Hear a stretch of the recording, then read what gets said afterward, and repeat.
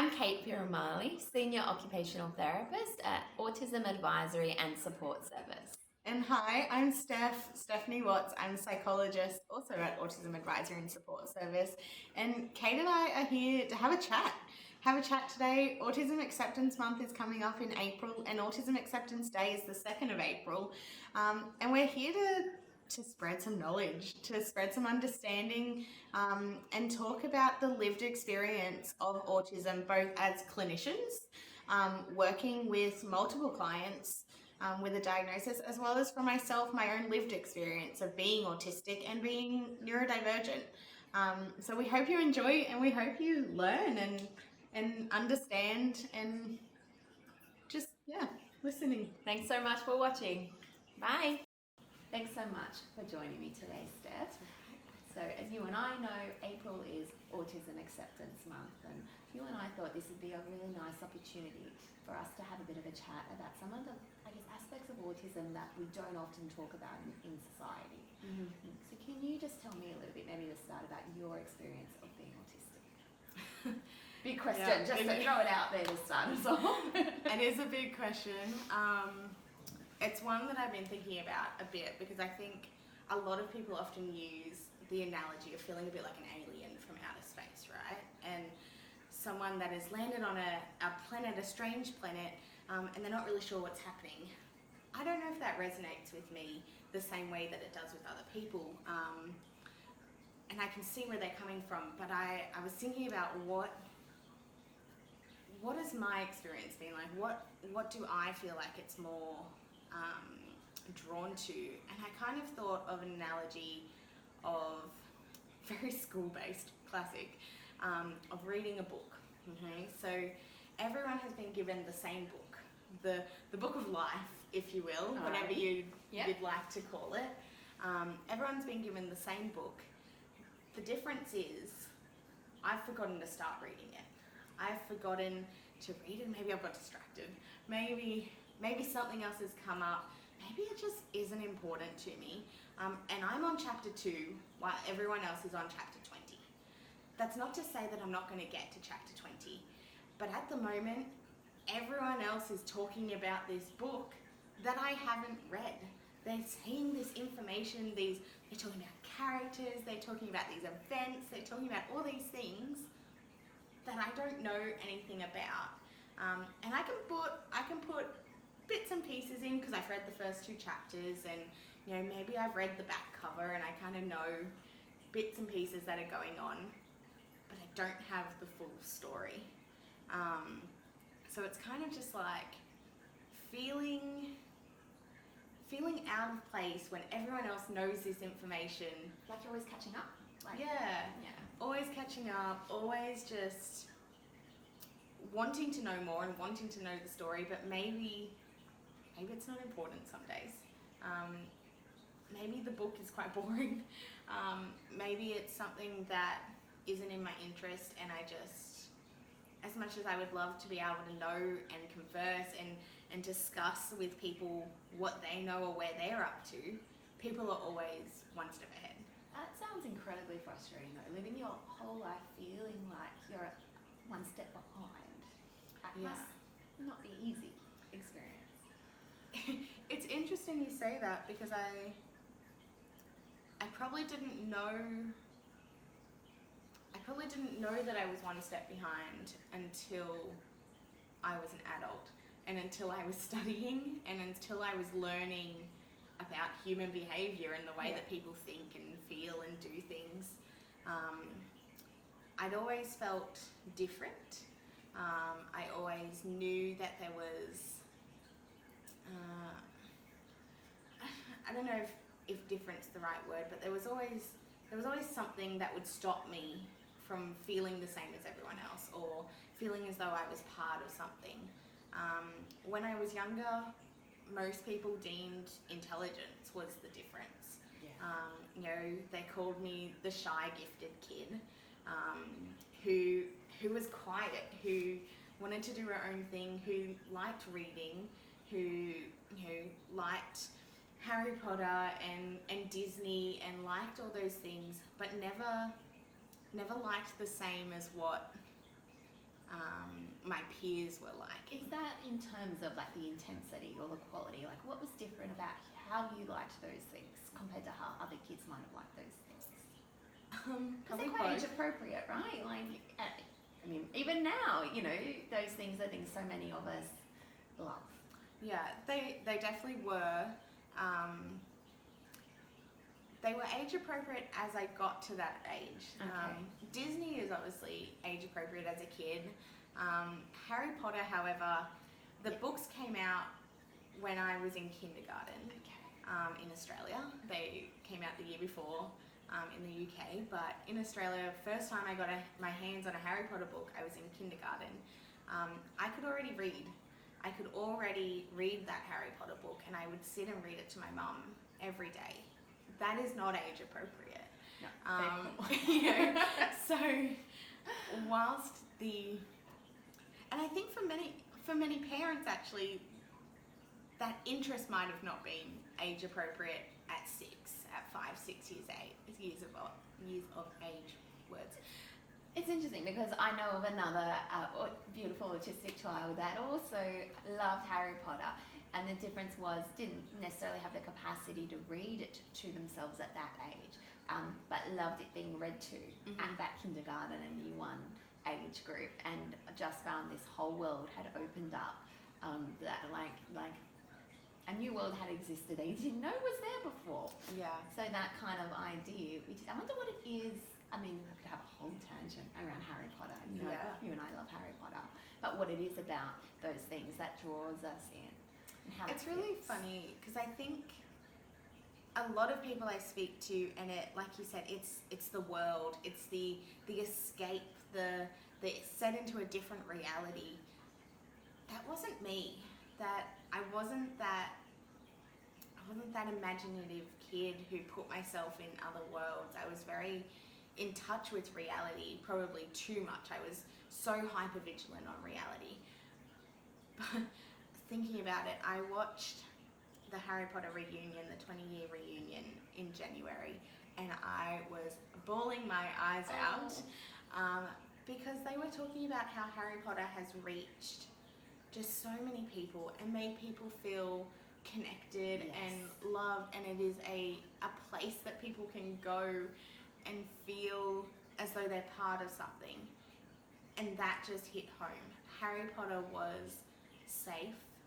I connected with characters, you know, Hermione and Luna being the main ones, for me anyway, but it was just a sense of connection and belonging and safety, and I get you. Someone that also hugely loves Harry Potter, and for me, a bit older, I think I was about 15, and when I read those books, again, it was like, where have you been all my life? This makes sense to me, and also someone who found school really hard and not a place where I found I fit in easily, and so this was an escape definitely for me, where I could just be and not worry. And I know we're going to talk about lots of things today, but I guess this idea of our brains being so active and being able to switch that off, for me, being able to read was a way that I could just quiet my thoughts, my inner thoughts, and get into that world. I love you mentioned Hermione and Luna. Luna is one that I love to think about, because Luna to me just embodies that idea of accepting who we are. We're different. Yeah, what isn't different? What is normal? We have a whole chat about that. She's quirky. And I love it. She's on my backpack. She is. So. And she doesn't apologise for being quirky. I am who I am. And I think she was, it sounds weird because I think most people would sit there and be like, she's not the person you want to be, right? In society, people look at her and think she's weird, think she's quirky, think she's odd, think she's weird. But she found her friends in that group. She found people who loved her and loved her for who she was. Yes. And she was someone that I was like, I wish that I could be unapologetically me. Yes. But that's not the case. Yeah. That has never been the case since preschool, since school, like early on. That I remember I remember fully changing who I was to fit society. So I wasn't deemed the loner, the weird, the quirky, the odd, the person that had no friends, the person who skipped around the halls with her lion head thing on. I don't even know. The lion that roared. And there was the bit that got me where people were taking her stuff. So there was still bullying. There was still those things that were very present in her life. Yeah. And I guess the way Luna was able to respond to that isn't probably the way most of us can. And I think that's okay, you know. You've mentioned about this idea of hiding who we really are and presenting something very different. And I think this idea of masking, this idea of having to feel like who we are has to be hidden. And you and I have talked about very much wanting today to touch on some of these things around the invisible side of autism.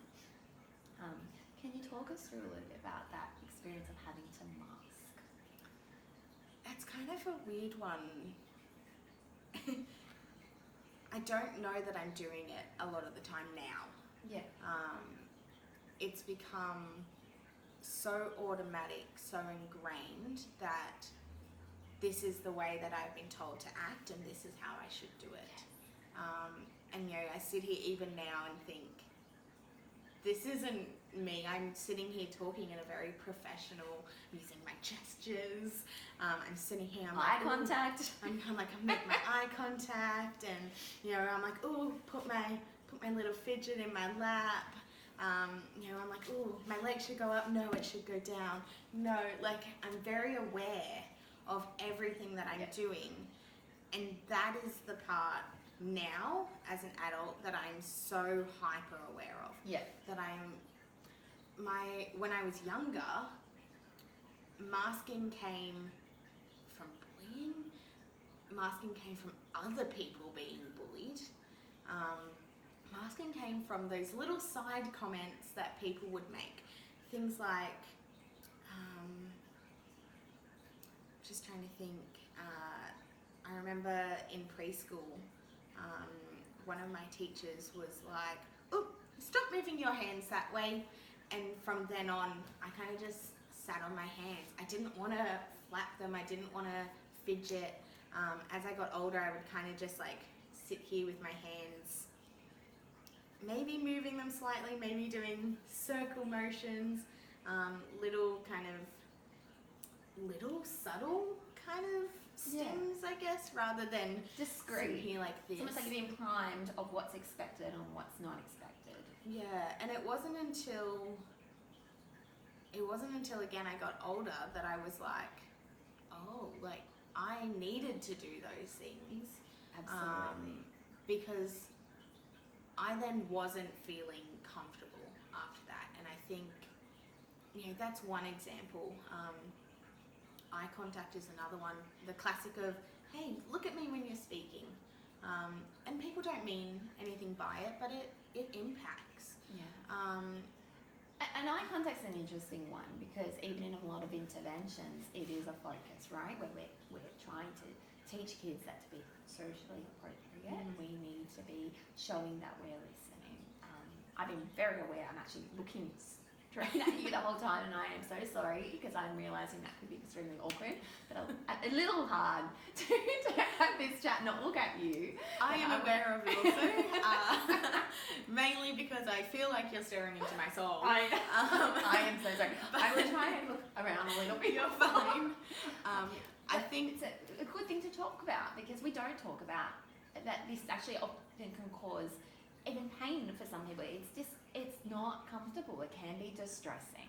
Mm-hmm. Yeah. And I think I've learnt in a professional sense. Yeah. What is expected, and Yeah.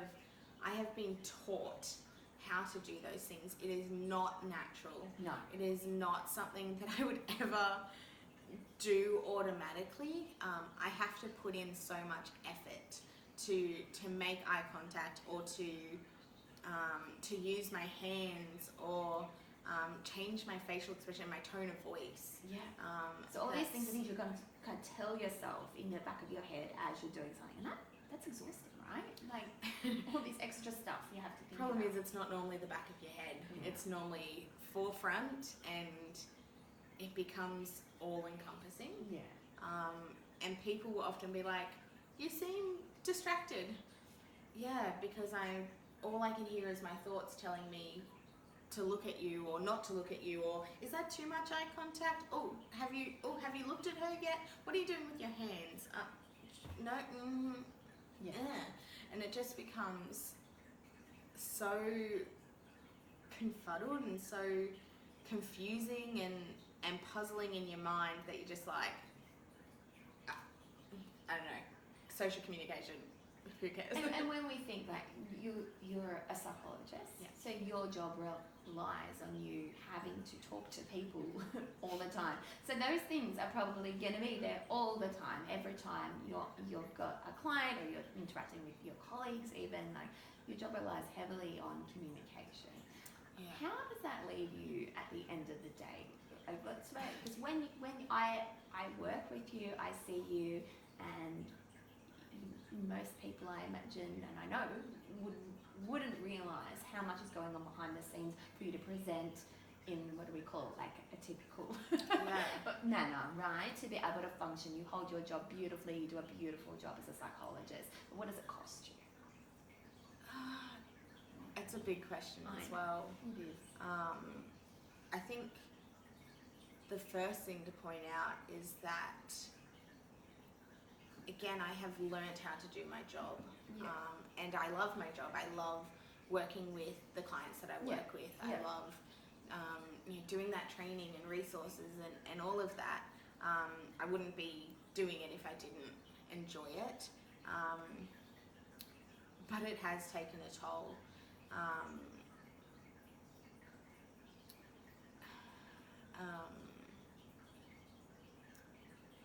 I feel like the simplest way to put it is it's exhausting. Yeah. What that means though, just it means so different depending on the time of the day. Yeah. It might mean getting up in the morning and not wanting to go to work, just being like, I just want to stay home. And I know everyone can relate to that.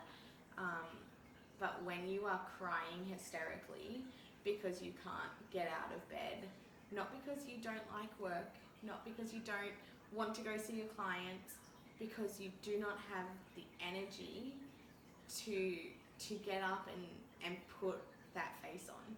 Yeah. So then you get up, and sooner or later then the time crunch comes in, because anxiety kicks in at that point, and it's like, okay, you got to get there.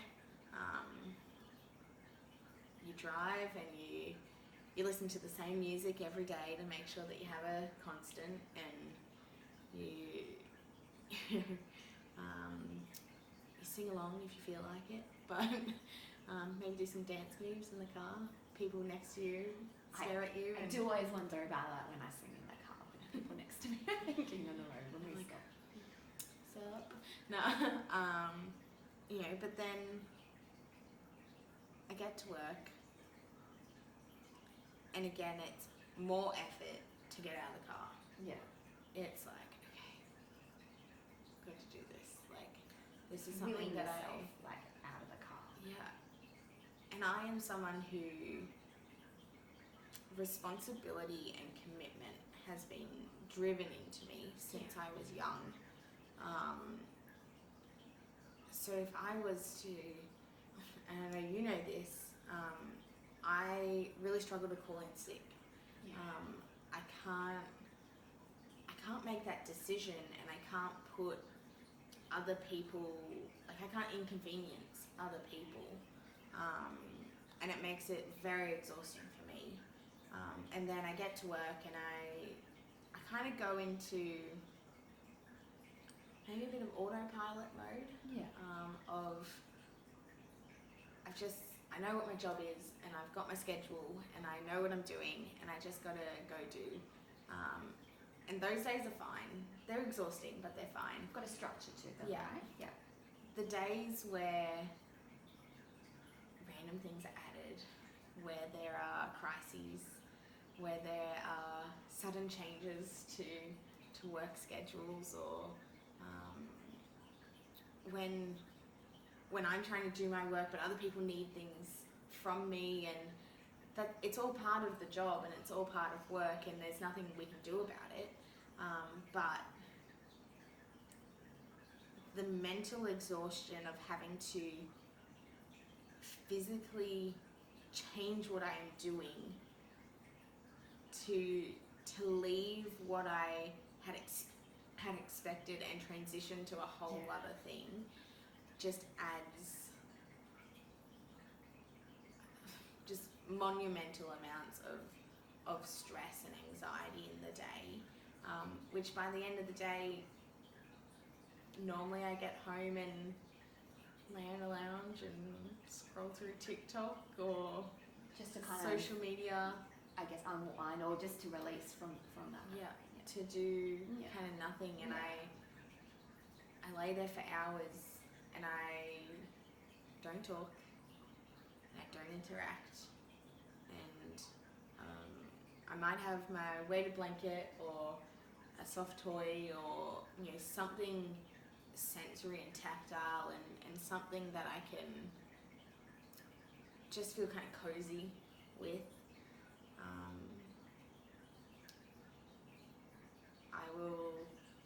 I'll eat dinner when it's provided to me. So needing someone else to help assist with some of that self-care stuff, because there's just nothing left at the end of that day to do that self-care.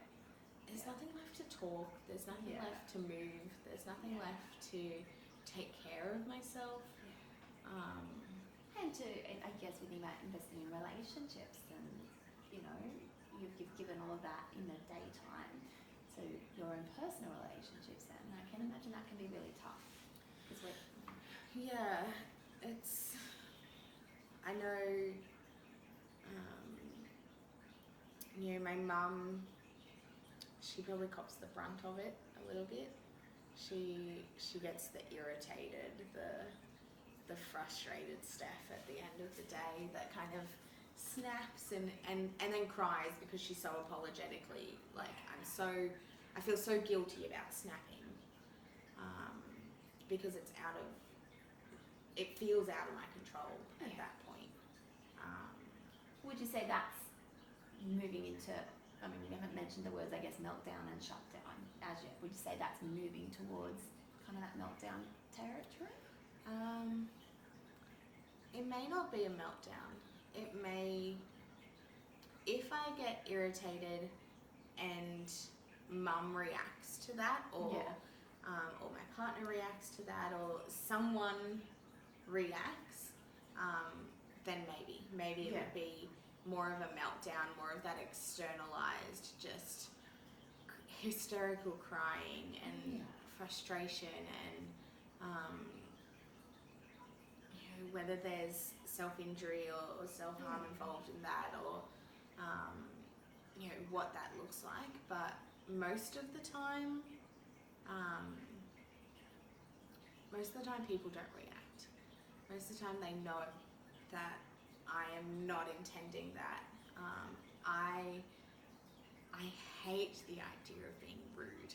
Like, hate it. It is like my no, can't stand. No, I cannot stand the idea of someone even thinking that I was trying to be rude or trying to act in a way that was not kind, or is that, I think, about disappointing people, or that in trouble kind of thing? I think it's a lot of things. I think being in trouble is definitely a factor. I hate the idea of doing something wrong. I have always been a perfectionist. I have always liked things very rigidly. I like things the way that I like things, and that's how it is. But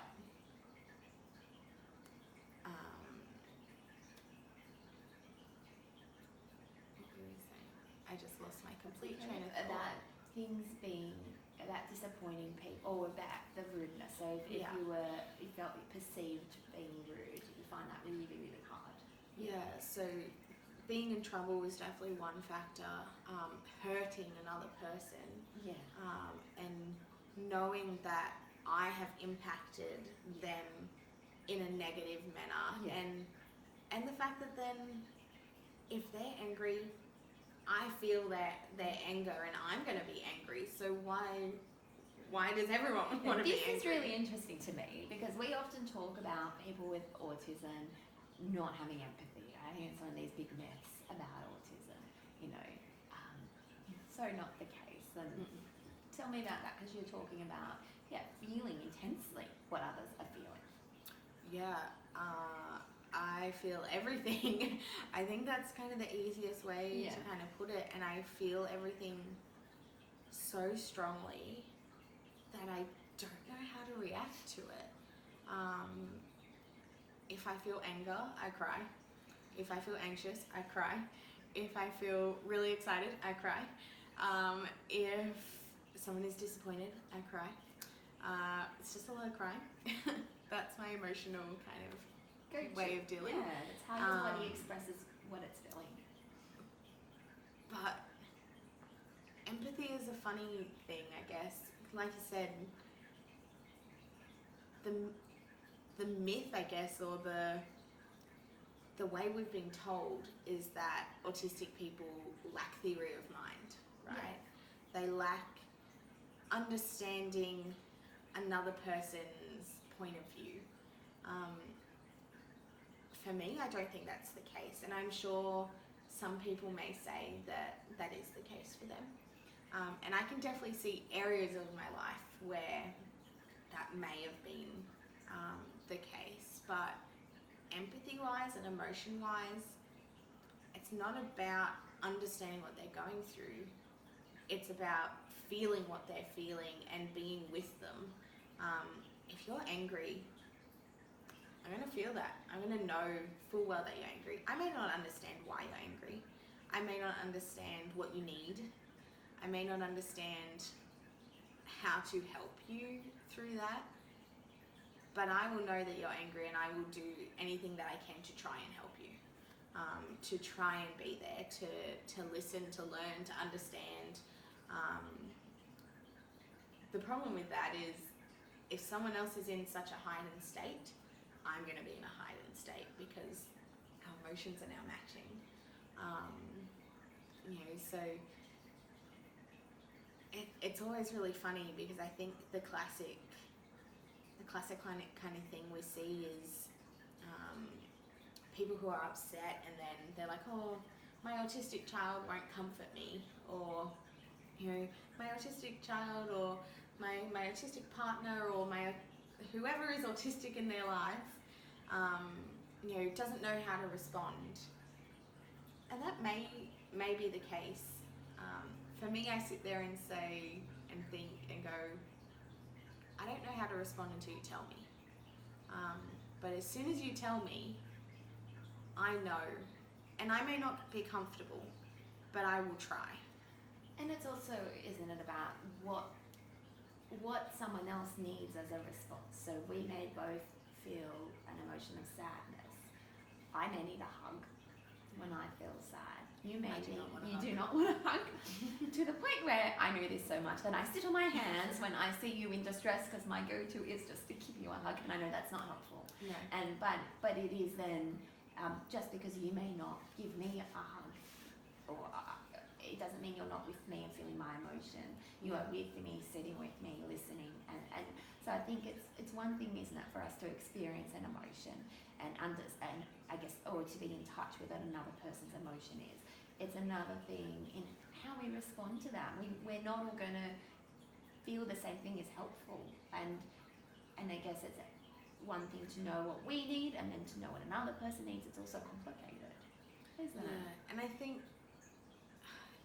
it's hard because one person's needs, one person's experience is not going to be the same. That's right. As anyone else's, no matter whether you have any form of diagnosis, no matter whether you are neurotypical, neurodiverse, autistic, holistic, whatever term you want to use, everyone's experience is going to be so different, and everyone deserves their experience to be understood and heard, and for their needs to be met.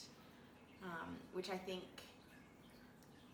thinking about it, coming back to that masking side,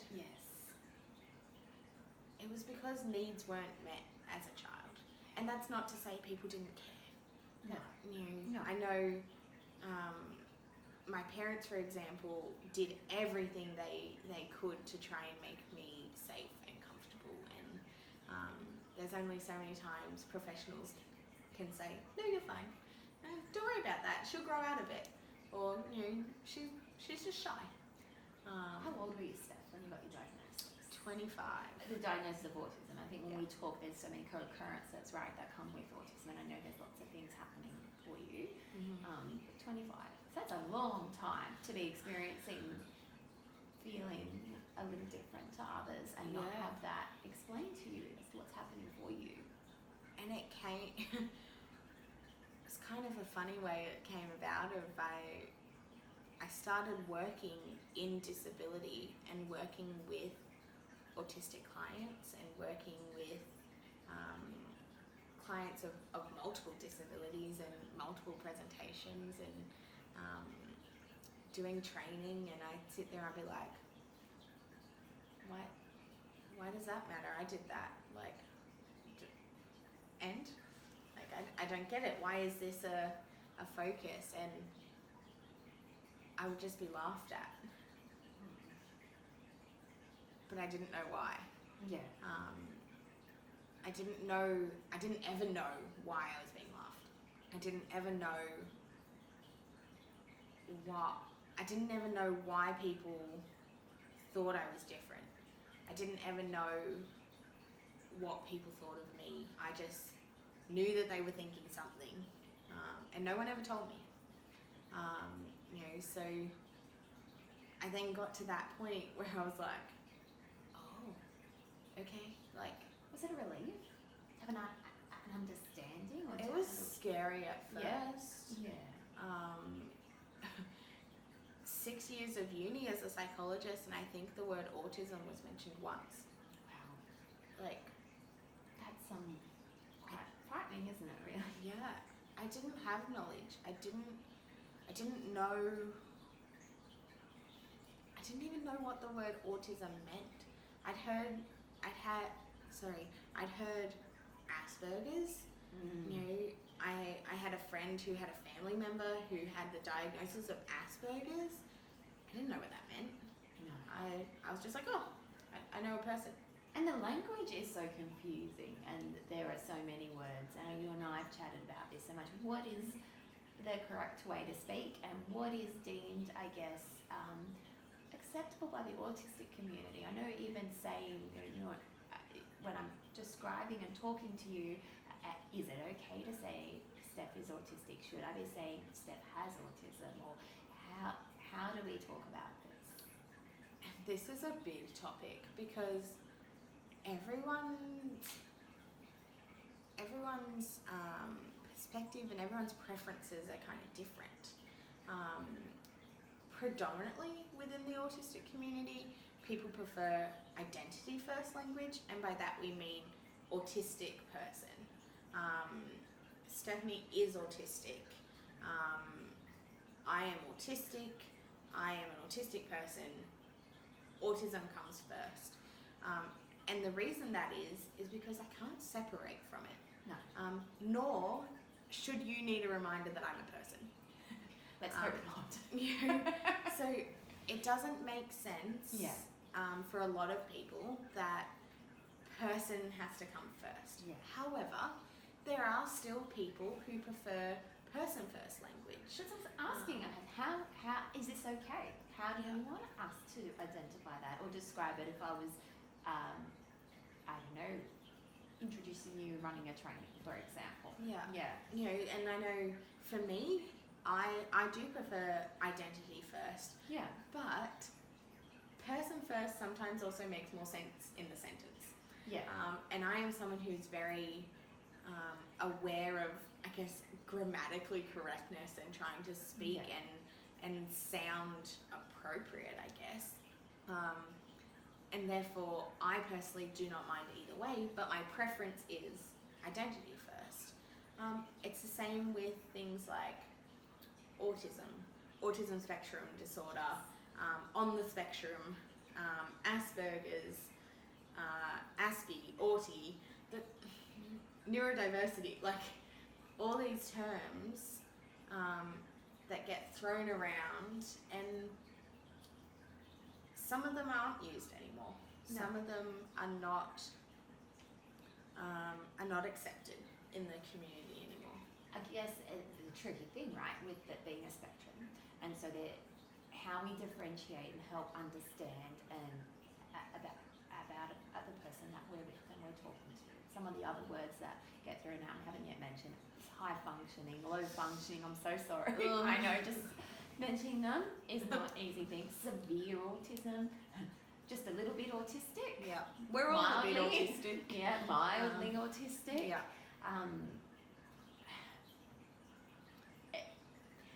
These are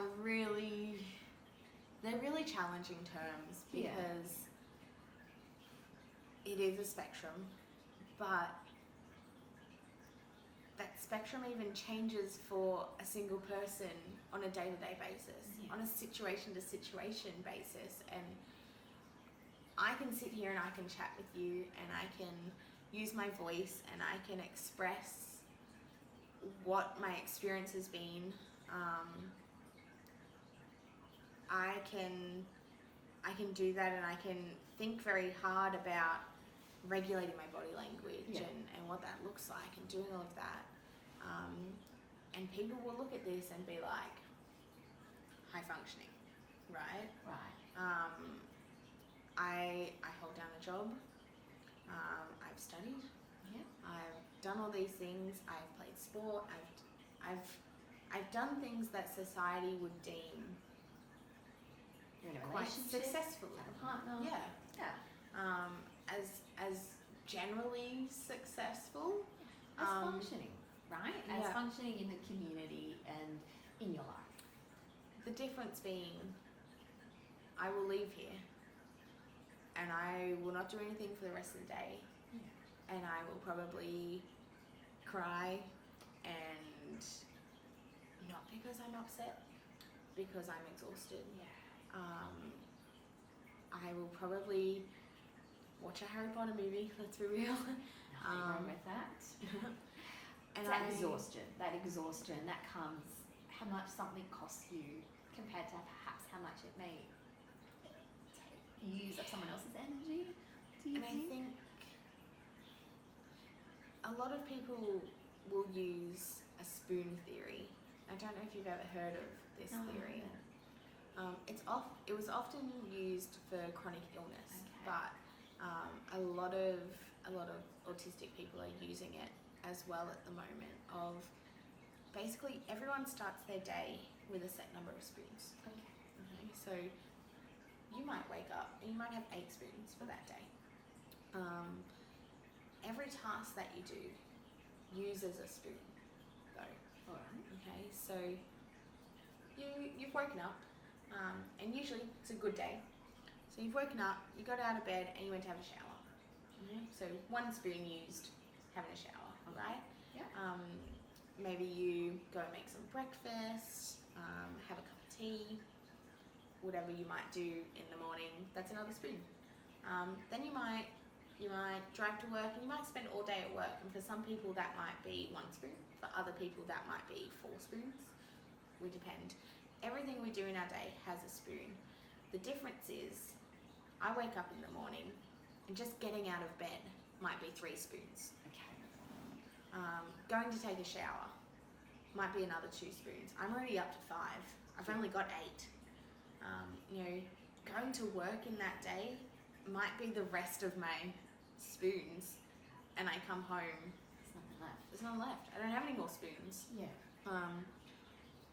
Other people, those tasks that I might deem really challenging, like taking a shower, brushing my teeth, making breakfast, even just planning the steps of how I have to get dressed and what I have to do in the morning. They're all screws. Yeah. So by the time I actually do what people would consider the functional things in the day, You're done I'm already. done. You're done already. Yeah. What would this mean for a child at school? I know you've alluded to the child would be quite difficult, and I just keep thinking about some of the kids that I know and I work with who are autistic, who don't, I guess, again, like yourself, that don't necessarily present in a way that society can readily identify, right? It's this idea of the hidden disability. How can that leave a child, and what does that mean for teachers getting a real sense of what that child is experiencing if they are masking so much, and if they're using all their spoons before they've even gotten to school, or get halfway through the day and the spoons are done. They've run out. Yeah. I know. School's a hard one because every child is so different at school, right? I personally loved learning. Academics was my special interest, and I could just be there and I could just do it. Yeah. The difference being is I didn't interact with anyone. Yeah. I was then made fun of. I was then bullied. I was, people would say things, and maybe at the time it didn't make any sense, right? You know, as a child, sometimes you don't understand. No. And I think for me the biggest thing at school is just knowing that even though you can't see what that child is thinking or feeling, know that they are probably thinking a lot. Yes. I sit there and I think about noises in classrooms and lights in classrooms and kids talking and school bells. I was very glad my high school didn't have a bell, so I got rid of that. That was a bonus. But people throwing paper, just mischievous kind of things that kids do. Unexpected kind of sensation. Unexpected routine changes, schedule changes. Transitions. Even the well-intended displays in a room to make a room look warm and inviting can be often so overstimulated, right? Yeah. As my work as an OT, I often, this is a great love of mine, great interest of mine, is around understanding sensory processing and regulation, and how much by adapting and adjusting for that environment can make such a huge impact on that child's experience and their ability to participate. But often we can't see necessarily what they need, and we've talked about how obviously you're very able to speak in a situation like this, but it doesn't mean that if you're at school you would be able to say, hey, I don't have what I need right now to learn, or I'm exhausted, help me. I still can't do that. No. And I definitely couldn't do it as a child. Yeah. I floated through school. I was the kid that was good, so why did it matter? The what gifted else was kid, the happening? clever girl, the shy girl. Yeah. The kid that didn't cause any trouble. Yes. The kid that sat there and did their work, and it wasn't a problem. Yeah. The difference being, everything I did was driven by perfectionism. Everything I did was driven by anxiety. Everything I did was driven by rigidity and repetitiveness that has now led to multiple other mental health diagnoses, because those needs weren't met, because I couldn't explain them. I couldn't get those thoughts out of my head. I couldn't tell you what I need. I think about sitting in a classroom and just kind of feeling like maybe I wasn't real, or maybe everything else wasn't real. Like I was just a real experience, yeah. not present in that. Yeah, it's interesting you say that, because I know some of the children that I work with can often not even remember the day at school. It's just a blur of, it's something I just have to do, and I can't tell you what that looked like at the end of the day. And not because they're choosing not to talk about it, they really can't articulate or recall most of their day, or perhaps not till hours later. That something might be able to be talked about. That mental exhaustion after the day of just not even remembering, but knowing what is important to mention. What, like, if you've done a task that's based on your interest or something exciting, you're going to come home and you're going to talk about it. The difference here again is I didn't share. And I think that's something that is often overlooked. Is I didn't understand that people wanted to know, or what they wanted to know. Open-ended, aren't they? How was school today? What did you do today? Even now, if people are like, "How was your day?" I'm like, "It seemed okay." Like ups and downs. You know, I could have had a massive meltdown. And I still would have just been like, "It's fine." Like, and again, I think because we're taught that people don't want the real answer. Absolute fair call. You know, people go, "How are you?" And we go, "Good, thanks. How are you?" It's like a rehearsed answer. Do you know what I find really interesting about this is, and a slightly different topic, new mum. So I'm a mum, and I remember having a really hard time at one point with my beautiful baby. It didn't feel so beautiful. All of it found really hard at that time. I found things hard, and someone asked me, "How are you finding being a new mum?" And I said, "Really hard today, actually." And yes, wrong answer, you know, and we are primed to give the right answer, and if you don't, or people don't actually know how to respond to you, and it's very interesting. People don't like the truth, but then we're told to always tell the truth. This is it. People don't like being corrected, but they want to be right. People don't like hearing things that are hard, even though it would help. And it's so hypocritical. There's so many things in the world that just don't make sense. You know, I remember it should have been a really telltale sign of me being autistic as a child, but I remember I would have been about, I'm going to say 6, 7 again, early primary school years. And I was going to softball with my mum.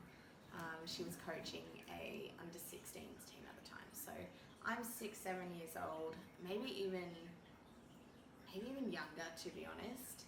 I want to say probably actually around that 5, kind of 6. That age where everyone's like, "Oh, she's so cute," like, you know, and I was articulate and I was very... Quirky can be cute for kids. We accept it, don't we? Yes. And because I was intelligent, I could have a conversation, and people loved that. People loved being able to hold an adult conversation with a child. It was just seen as cute, quirky as a child, right? But I remember going, and the players, they were doing it wrong.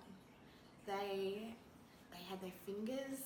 So when you hold a bat, your fingers are meant to be knuckles lined up. They had their hands like this. They had the wrong knuckles lined up. You know, their arms weren't in the right spot. They weren't doing it right. And I just walked up to them and I corrected some of them, and they just laughed. And I get why they laughed, because a 5-year-old kid is correcting them, right? I get ya. But I just looked at them. And Mum walked over and was like, "Oh, what are you doing, Steph?" I'm like, "They're doing it wrong." And she looked, and they kept laughing because, you know, it's cute. And Mum just looks at them and goes, "She's right, fix it." And I just walked away being like, "I told you, like, if you just listened to me in the first place." But it was that, like, it was just that need for things to be the way they were meant to be. I had been taught the rules, and I had known this, and even now, if I am taught how to do something, it has to be done that way. It is, if something is right, it's right, and it should be done that way. And of course, as I'm getting older, I'm learning that everyone's right is different. Yes. But with something like that, as a child, I was like, no, like that sense of social justice and that sense of I've got to say something, I've got to fix it. But it was also, I was being helpful. Like Yes. I was not trying to be rude. No. I was not trying to correct them. I wasn't trying to prove that they were wrong. I was trying to make them better. Yes. I was trying to help, and I had seen Mum give corrections as a coach. So you had something modelled that you applied. You applied what you had learned. And so social nuances, isn't it?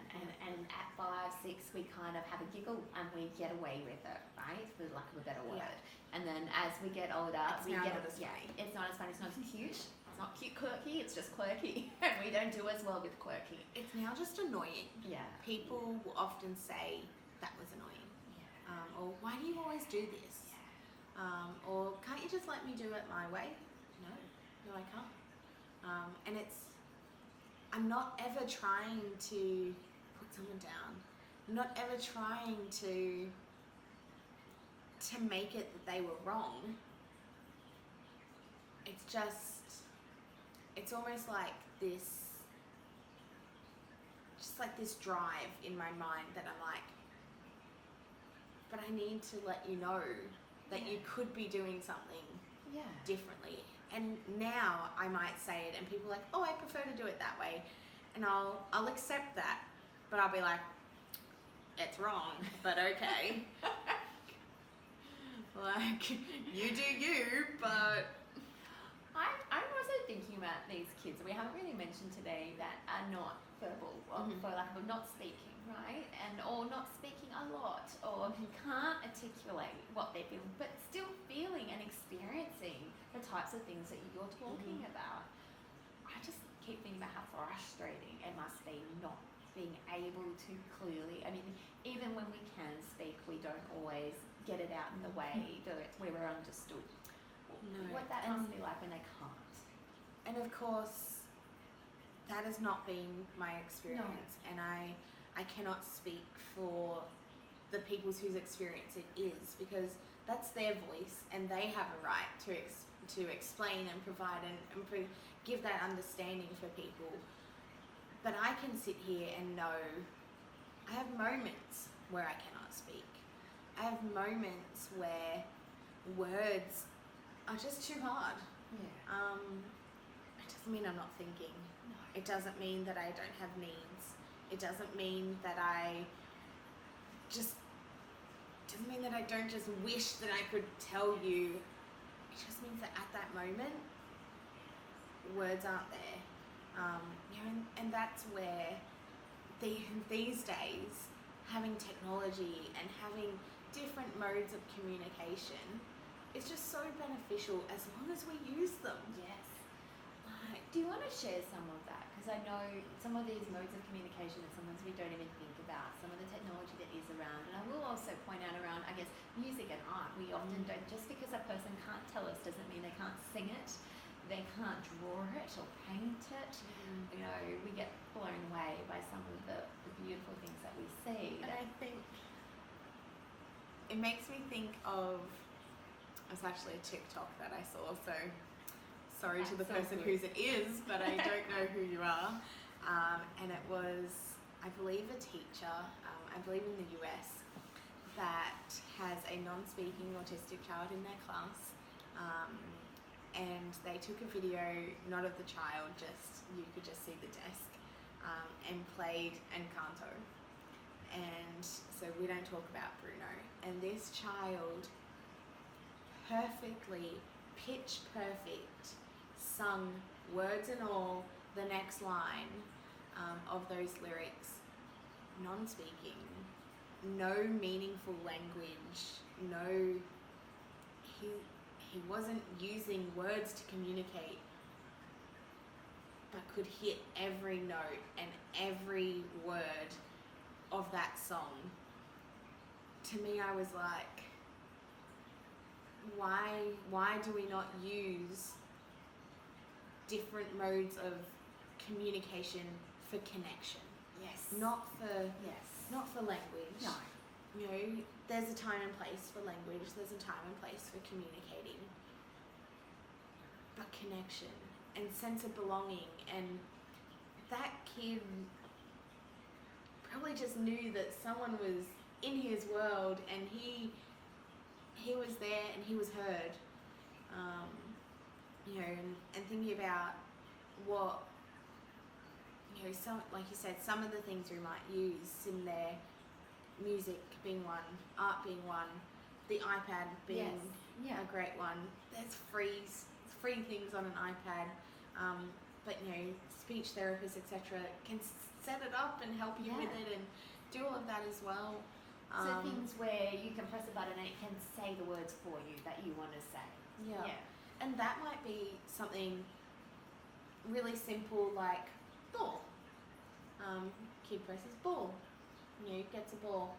It might be something as we get older, or you know, as language becomes more complex, you might type in full sentences and it will speak for you. There's no limitation to how you can communicate with that, and if that person communicates in single words, then great. We listen and we understand and we connect through single words. If they connect through phrases or full sentences, then that's how we connect and that's how we listen and we learn. That's it. So really think about how that person, what that person needs. And I guess this brings us to learning as well. We know there are different types of learners. We know that some kids will learn by writing, some kids will learn by telling us, some kids will learn by drawing it, or, you know, I think it's really hard because the expectation is that often, and while I know schools are the absolute best to differentiate learning, it's not always possible in a traditional education model. No, and unfortunately school doesn't suit everyone. No. But it doesn't mean that other things wouldn't. It doesn't mean that people don't implement the best that they can in that situation. You know, I think about completing work for myself. We've said that I was intelligent. We said that school was my interest. But there was still challenges. There was still, I was talking to this, nope. I was talking about this to my mum actually, and I was talking about Harry Potter and how reading those books as a child, I know I read them because I read them to Mum, but I had no comprehension of them. No. Even to the point I remembered laying on a lounge at Mum's work one day with Harry Potter and Half-Blood Prince, the 6th one, and reading the same page over and over again, because I could not pay enough attention and I couldn't comprehend the words that were on that page. If it was an audio, do you think it I would have still get comprehended distracted. different? Okay. No. A lot of people do, though. A lot of people prefer the audio book. For me, I needed to read those words, but I had so many other thoughts in my head that the words were not. They weren't computing. They weren't. No. They were going in. I knew I was reading words, but they were just that. They were just words. You've mentioned that visuals, or like so watching a movie of Harry Potter, you find you absorb it a lot more than words. Is that? Yeah, like I reading a book, people will read it and be like, yes, I can just visualize these characters and I can just, put myself in there and I see the world and I see these people and I picture what I think they look like and that's all me. these things. That's what I do. I can't do that. Okay. And it's one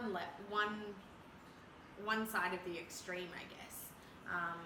I experience something called aphantasia, and that means that I cannot see anything in my mind. So if you sit here and say, Steph, I want you to shut your eyes and picture an apple, it's dark. It's just black. There's no apple. I can think of an apple. I have an internal monologue going at all times, but it is words. It is just thoughts. It's like I'm speaking in my mind. And it's about 5 conversations happening at once all the time. That's hard to keep track of. That's busy. It's hard, and it was hard at school. Yes. To sit there and keep track of what I was doing, plus what was happening around me. I was always so hyper vigilant and hyper aware of any changes in my environment.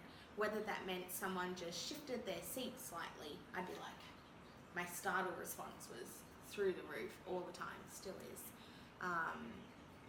I would be so aware if the windows were open and the birds were chirping, that's all I could hear. Yeah. That's all I could pay attention to. But again, I did my work, so it didn't matter. And I did it well, and I did it quickly. Yeah. Didn't matter in that, it wasn't picked up. There was no obvious sign that there was still an internal struggle. There was incredible exhaustion afterwards. You're likely to go home and not be able to function and do anything else. Mm-hmm. None of that is visible.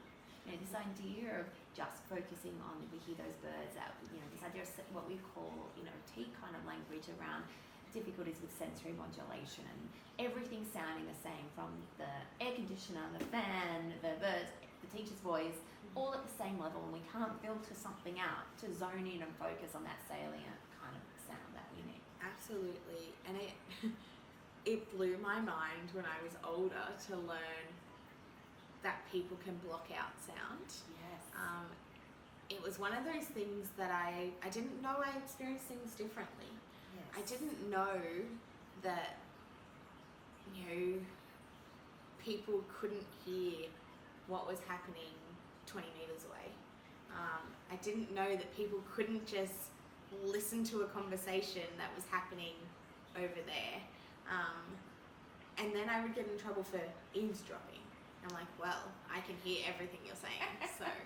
You didn't really have a choice. No. It just happened. So sitting in a classroom and you have people talking everywhere, you have a teacher talking, you have people tapping their pencils, you have people moving their legs, the kids that are doing these ones, or checking out everyone, feeling everything around them. all the puppets. All of these things that are really noisy. Yeah. They're really noisy. And then you add, that's one sense. That's only one. Right. Let alone lights. Lights are a big thing, and I sit here, we have some lights on us at the moment. Lights on. Which is why I keep kind of looking down as well. But lights are a big, and schools have fluorescent lights. Yes. And fluorescent lights make noise. And I can hear electricity, so when all you hear is a high-pitched buzz all day, your ears ring by the end of the day. And part of me is hearing how incredibly difficult this is, right? And another part of me is hearing, this is super cool that you can hear electricity. I know, this is, you can hear conversations, almost like a superpower. I think of my... the problem was I didn't know that I wasn't allowed to include myself in that conversation. Fair call. I know another person, a child that can talk about actually visualizing a food and then experience eating any kind of food and really feel that. Can project colours you know, and see everything in different colours. I mean, all these things. That synthesis. Yes, yeah, and all of this stuff, I think, is some of the really cool parts about neurodiversity that we don't talk about. We talk about deficits and we talk about special interests as something that is an obsession. We use this really negative language, and you know, we're moving towards this what we call the neurodiverse affirming, and you know, and I still think we've got a long way to go in being able to embrace some of this. It's a hard one because even the term neurodiversity is being, you know, argued for and against, Yes, and analysed. we haven't come to a what this should mean. And I don't know if we ever will, you know, because one autistic person is one autistic person, and there are so many co-occurrences occurring. So ADHD, OCD, anxiety disorders, depression, Tourette's, Epilepsy. Go on and on. all of there are learning difficulties, you know, intellectual disability, all of these kind of things that the term neurodiversity covers most of these things. You know, it's a hard one. I don't think we'll ever kind of know, and I don't know if for a lot of us we could separate those things either. No. You know, I am a person. I am autistic. I have ADHD. I have a multitude of other mental health diagnoses, all related to autism. But I'm still Stephanie, and I don't know anything different. See, right? You are who you are, and it's a mixture of lots of those things. It's also a mixture of other things, you know. Yeah, Genetics, fun times. No. I'm also thinking, I love a softball. You know, awesome drawer on your iPad. And sorry, no compliments are not great either. I want to talk sport because I know for you, sport growing up was a huge thing, and I think you've mentioned a few times about this connection and belonging, and just having somewhere where kids, particularly even as adults, but where kids can feel that they're connected and they belong, can make such a big difference to their trajectory and to their story. Tell me about sport and that impact it had on your life. Sport was, or is, it was most of my life. My parents met at softball. People at their wedding were from softball. I grew up at softball. And it's funny because it wasn't the first sport I played. What was the first sport you played? Gymnastics would have been the first one. I was 6. We saying that though, I could hit a softball, a live softball, at the age of 2. Wow. I had impeccable balancing skills in gymnastics, and just I was the other end of that spectrum. We often talk about the movement challenges, the fine and gross motor delays, I guess. Yeah. We don't go to the other end of this was my interest and this is what I loved and I could do all these things. My balance and my skill in gymnastics was the other side. My sensory, my vestibular kind of things it was fine. I see this a lot though, like in our clinic, I see little monkeys. I see, and what I see that's the challenge is actually not being aware of safety risks. So having this incredible skill prodigious skill in jumping and climbing and manoeuvring self, but not aware when I'm exhausted, not aware when, I need to stop and have a drink, not aware when if I do this, I could fall and smash my head, so I need to be a little bit more cautious in this movement. So is that your experience? Was not aware of danger. Okay. Until I could understand what physics kind of meant and knew that if I went up, I was coming down. Yeah. And don't get me wrong, that was probably mid-primary school. I started to kind of be like, ooh, okay. But previous to that, I had no fear. I had no fear of getting hurt. I didn't feel pain. I didn't react to pain.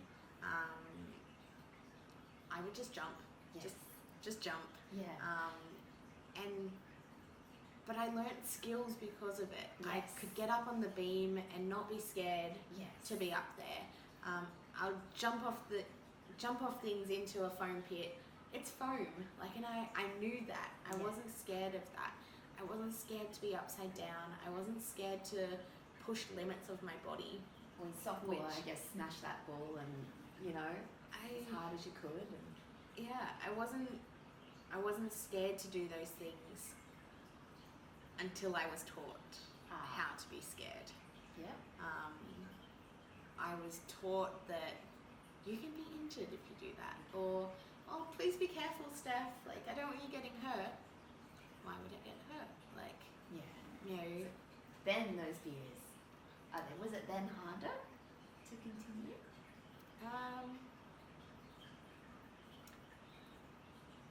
It became harder, but probably not as hard as you would think it should be. Okay. But I ended up quitting gymnastics when I was 9, so I only did it for 3 years. Again, such an autistic reason to quit gymnastics was I was in a high performance for kids, like a squad kind of thing, and my coach was an Olympian, and she had been to the Olympics, and she currently had an injury, but she was still an Olympian, and it was the coolest thing ever. And she ended up hurting her back even more and had to leave. She was no longer going to be our coach, and the coach that it was going to be, I didn't like. So again, back to connection, right? Connection, change, communication. He communicated in a very different way. I needed kindness. I needed care. I needed soft. I needed calm. It didn't match that classic coach manner. Yes. And it was the same at softball. Okay. Because you have stuck with softball. Softball is something that's still carried into adulthood with you. Softball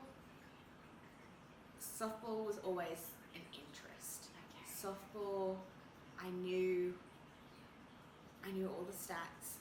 I knew all the rules. I knew all of our Olympians, our Australian players. I knew American players. I knew the big names in softball, and I could give you information, and I could learn, and I could understand. So playing softball just kind of went with that. Yes. Made sense to you. I probably didn't work hard enough at softball. Softball was one of those things that I could have been better. Is that perfectionistic trait, do you think? Yes and no. Okay. Weirdly enough, similar to school, of if I actually put in effort, I would have had a lot more skill. I would have... I mean, as it is, you played at a pretty high level. Yeah. Yeah. Definitely not saying there wasn't talent. Definitely not saying that I didn't work at it. But I didn't work hard. Okay. And I have never worked hard. At softball? Really? At everything? Really? It's interesting. Not my perception of you, my perception, but not yours. I see you as incredibly hardworking. I guess not in that way of... I have never studied.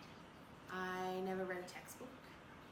I never did any assigned readings. I'm blown away that you did, that they didn't need to do those things, which is incredible. And I got good marks, Yeah. but not great marks.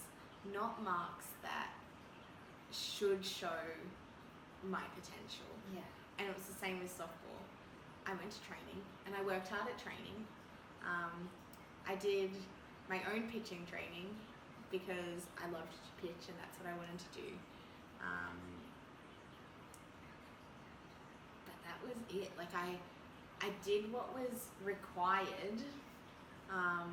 And the hard part with softball is, to be honest, I didn't make teams due to social skills. I wanted to ask about that. I wanted to ask, did you find softball was somewhere where you found your place in terms of socially?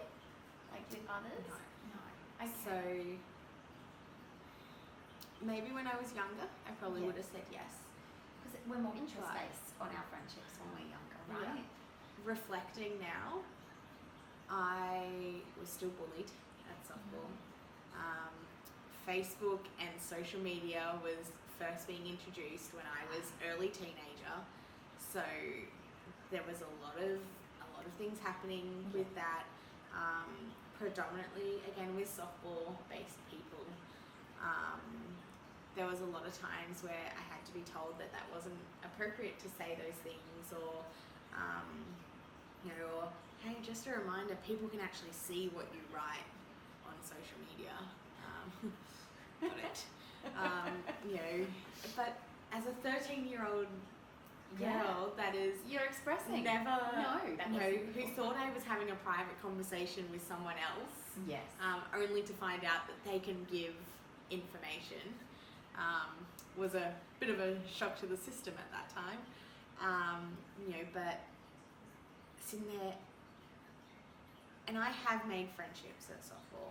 I definitely would say that I had people that were consistent in my life. In hindsight, were they friends? I don't know. Did it help having something other than school? Like, did it help having another group, whether they were friends that you belonged in? Yeah. Not to say there wasn't issues or difficulties. What was that helpful? School, especially primary school, I was so on the outside Yeah. that at least at softball, I was in a team. Yes. And I was comfortable with enough people to feel connected in that team. Okay. As I got older and Yes. bullying started and school friends became more of the safe place rather than Interesting. softball. A lot of the people I was friends with at softball were very sport driven. They were Okay. very Yeah. active driven. That was their skill. Yeah. And they were amazing at it, and you can't take that away from them. Academics was my skill. Yes. I could not converse like a teenager. I do not text in short speech. I use full sentences and full grammar, and those are the rules.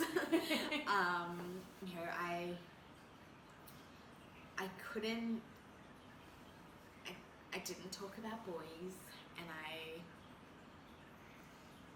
didn't understand what teenage girls wanted to talk about. So at softball, when you are there and you have to make a quick connection because you're not seeing them for hours on end, you see them for a few hours at a time, and then your days apart. That's and right. It's fast. yeah, you had to talk interest. You had to talk what they wanted to talk about, and I couldn't do that. I didn't.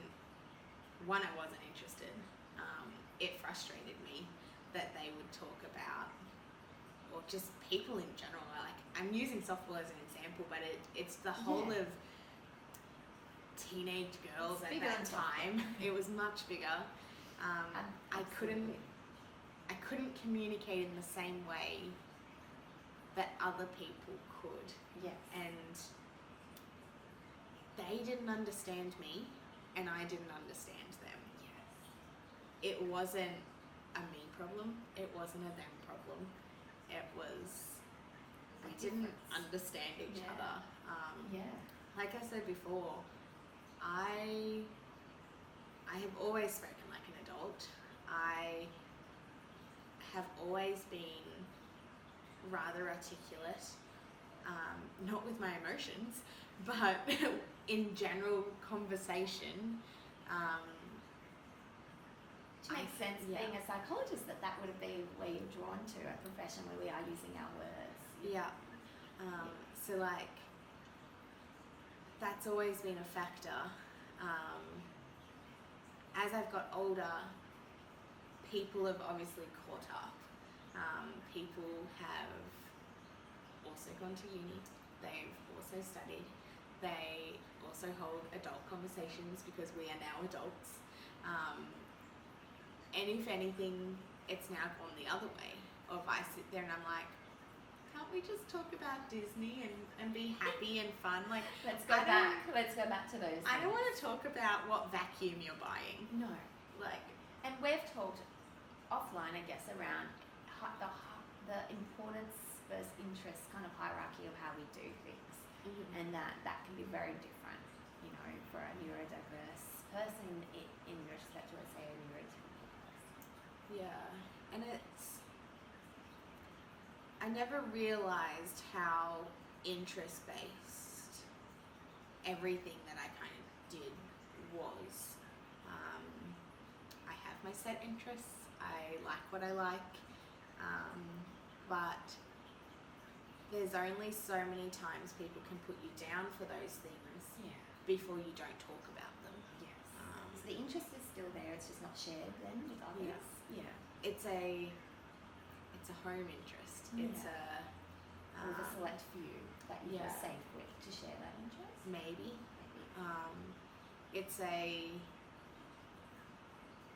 It might be I just go up to my room and spend hours by myself doing what I want instead of having to kind of abide by social rules. Do you find that, you know, we've talked about the spoons disappearing. Do things like that give you spoons? For lack of a better analogy. And do they fill your cup? Sometimes. I think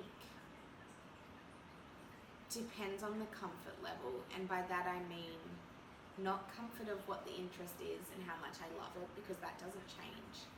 Comfort of who's there, who can see me, who's judging me, am I allowed to be doing this? You know, is this something that I should be doing? I'm an adult. Am I allowed to? Am I allowed to still like the things that I like?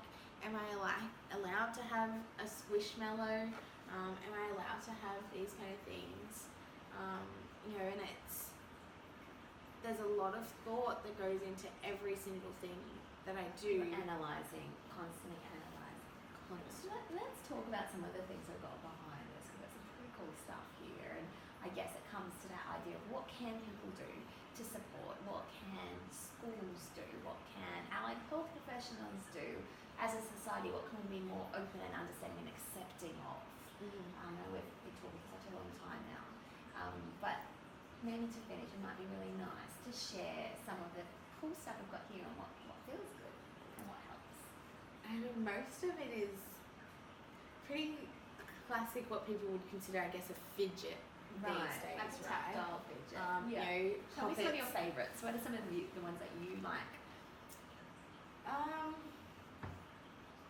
What are my go-tos? So these are great. These have clay in them. Yes. And they're so soft, aren't they? They're silky. Yes. Like they're smooth. Yeah. And for someone that's got a lot of tightness, and I know as a notative say that this one may not be as good a fit, but when you just want that little bit of softness and squishiness rather than something you're likely to pop because you're holding so much tension in your hands, you know, you might want something else, but this is just lovely for that squishy soft touch. It's just easy. I like to make shake with it. Simple things like that. For me, soft toys, smooth. I might touch it to my face if I'm stressed, or Does it take the edge off a little bit? Like, I think we all know these exist, but the why they work so well, we don't talk about as much. no. And I guess for me, I sit here and I'm like, having something in my hands takes away one factor that I have to think about. My hands are occupied. That makes sense. Right? Yeah. I don't have to think about what my hands are doing. My hands are done. That takes one factor away. But it is very much the feel of it. It can't just be anything in my hands. I'm quite different to you. And I'm sorry, this is going to annoy you because it makes a noise. So you know me, I like resistive things. I like things that are hard. I'm so sorry. I'm so sorry. I like deep touch. Like, I'm the person, I remember I was at a training a few years ago and I'd been sitting there for a few hours. I looked down and I had unraveled a paperclip without even realising it. I love pressure, particularly though when I'm trying to concentrate. So a stressful conversation or learning new information, I need something different in my hands, whereas I haven't had something in my hands while we've been talking. I am a bit of a touch seeker and probably would have been a good idea too, but it was okay because of I guess the conversation we were having from my end. I was able to do that. If I was the person answering the questions, I would definitely have needed to be squishing something really resistive. Yeah, I think that's the thing as well of, if I am not moving, if I am not doing something, I cannot think. Yes.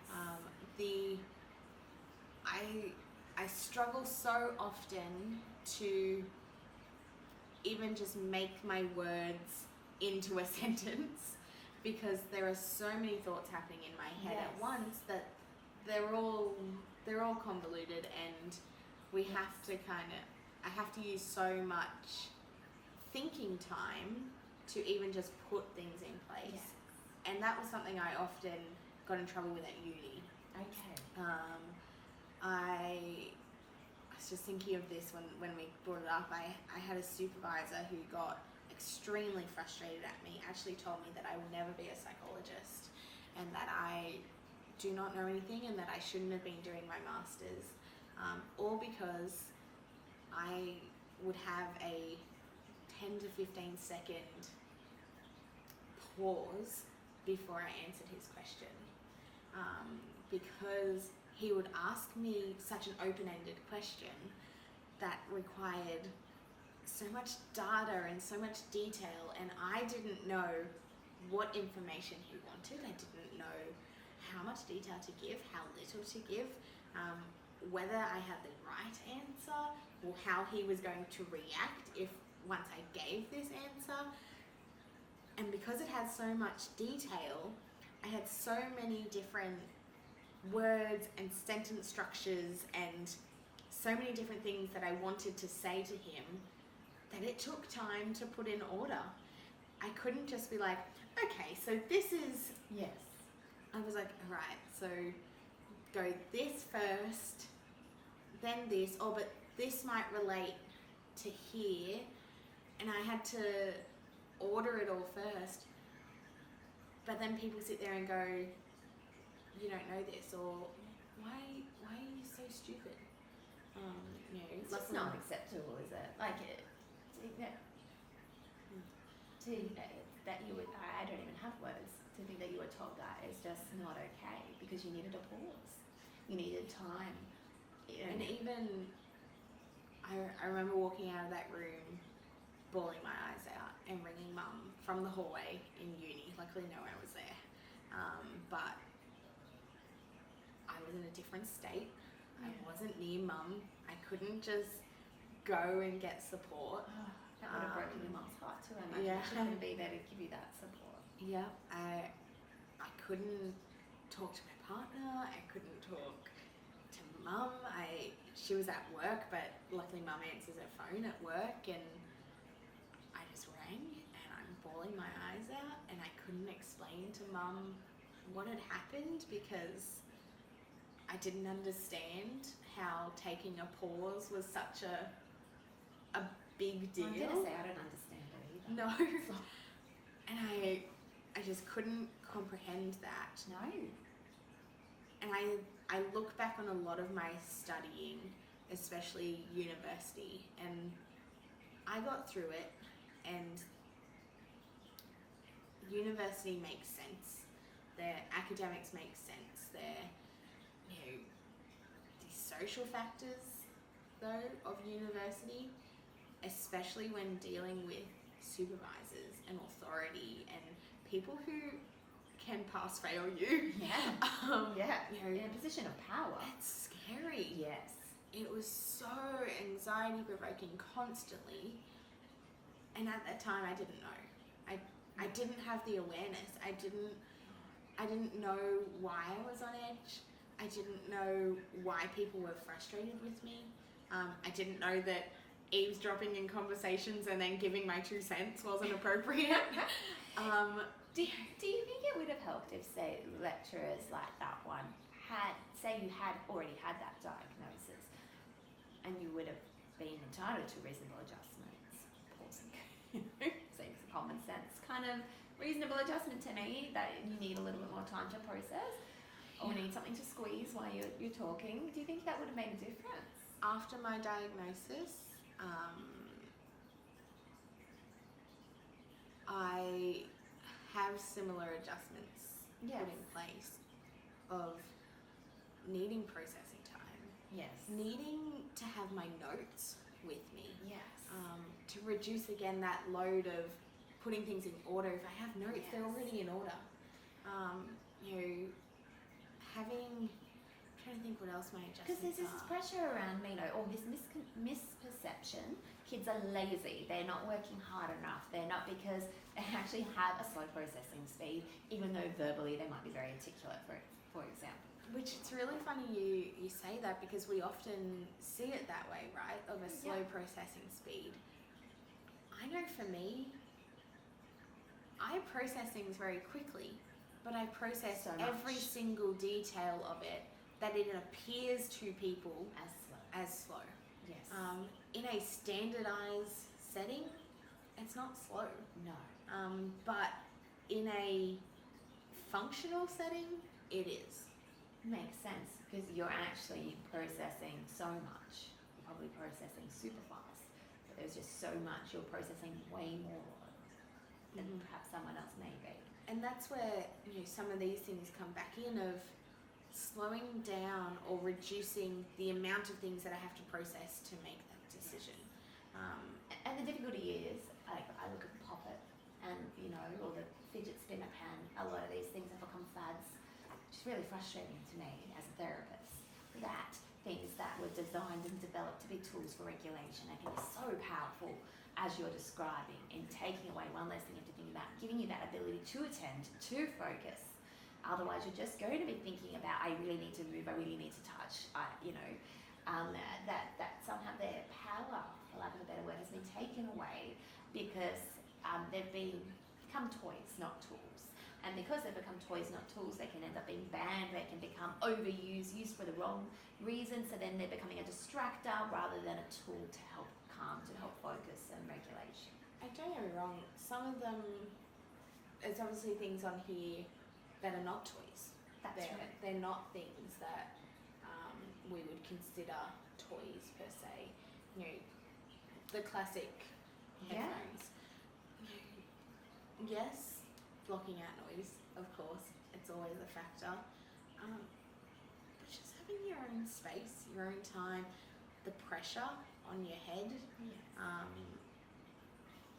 Classic. That's it. Giving some deep pressure as well as blocking out noise. And a lot of tools that we use are multi-purposeful. They are addressing more than one sense, and they might be adding one and minimizing another. Yeah. So we, how I always talk about some big cups and little cups. We might need lots more of one sense to fill our movement cup, for example. I have a wobble cushion, and at the moment I'm using this multi-purposefully because I'm finding it's also giving that nice deep pressure to my back. But if I was to sit on it, it gives me that awesome wobble. But then I might need more movement, but I may need less sound, and I may need a quiet space. So I have a little cup for sound, a bigger cup, say, for movement or for deep touch. Yeah. You know? Yeah, and there's some things on here for learning. Yeah, This is a new one. Yeah. Obviously not sponsored, but C-Pen hit me up. So this is a C-Pen, and it is a digital highlighter, digital dictionary, reader, whatever you kind of want to say. So going back to my story about reading the same page over and over and over again and not being able to pull out the appropriate language. Well, let's say you didn't have the audiobook option. Yes. This we turn on. Do we have something that we can read? Let's see. There's probably an instruction button. Yes. And that. Yeah. So turn on. Settings. Text reader. So if we go text reader, Yeah. I don't know if. Text reader mode. Let's see if we can. Comes up. Ah. Are you still searching? Still searching. So it will then read. I don't know if you can see. Read it back. Still searching. And it will read it out to us based off what I've scanned on here. Right. And that is just one function. You can plug in your headphones, That's cool. do all of that. Let's turn that off. So there are so many things out there we don't even know that we could be using, and I guess the point we want to make is that it can make such a huge difference for ability to participate in your day and ability to function, and hopefully not always have to go home and not move and not have anything left for your loved ones and your own self-care. If we can be doing some of these things to adjust and to accommodate to make those everyday things just that little bit easier. Yeah, I think accommodations are one thing, right? You know, Yes. having things that are appropriate to that person, Yes. especially Yes. finding out what they like, what they need. Not going to be the same for everybody. Most of these things, That's right. there's things on here that I would not use, Yes. but you would. Yeah. There's things that I really love, but you would find boring or tedious. Things, anything from there. To me, I think just understanding and listening and being with someone when they are both happy and anxious and angry and whatever other emotion we want to go with, being with them and learning what they need at that time.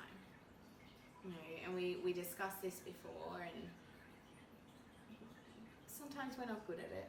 Sometimes we focus on our own needs. Sometimes we forget what other people need as well, and that's okay. But whoever you are, whatever your diagnosis is, if you have a diagnosis, if you do not, you deserve to have your needs met and understood and listened to by family, by friends, by professionals, by teachers, by whoever, and it won't always happen, but that's the whole point of spreading awareness and spreading a message of acceptance to make sure that more people can feel like their needs are being met and understood and cared for, and all those wonderful happy feelings. Thank you so much, Steph, for sharing. That's okay. We didn't cry. We didn't cry.